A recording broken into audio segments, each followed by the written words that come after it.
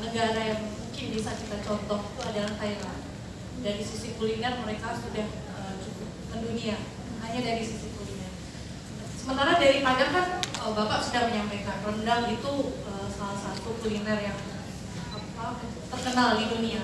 Namun ini masih kurang gaungnya seperti halnya yang terjadi di Thailand. Jadi kalau orang melihat kayak mango sticky rice, mereka pasti ingatnya Thailand. Tapi ini kalau rendang, kita belum tentu langsung ingatnya Indonesia. Gimana Pak?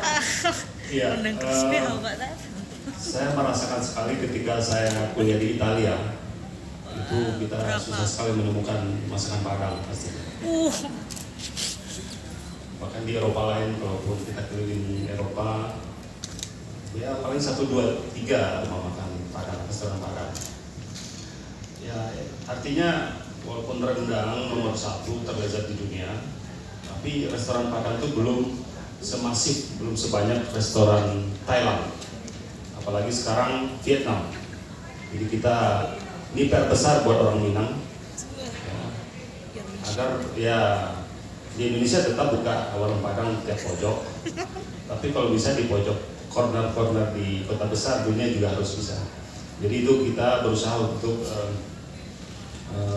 mengajak ya para pengusaha-pengusaha Minang maupun non Minang ya untuk investasi membuka restoran Padang, restoran Minang di luar negeri. Jadi yang ada sekarang masih sangat terbatas, itu jadi kita sangat mengajak agar restoran Minang ini bisa bersaing dengan restoran Thailand, Vietnam, India, China dan sebagainya. Kemudian juga rendang dalam bentuk kemasan. Nah ini PR besar juga karena rendang ini mungkin kita yang sering jalan-jalan ke luar negeri pasti bawa rendang ini. Ya.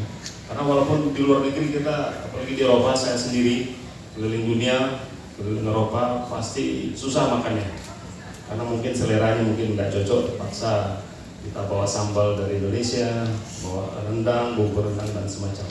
Apalagi mie pedas, mie doer kan. Pedas. Jadi PR besar kita, insya Allah. Target kita dalam 10-20 tahun ke depan, kita akan lihat restoran Minang bertambah banyak insya Allah. Terima kasih.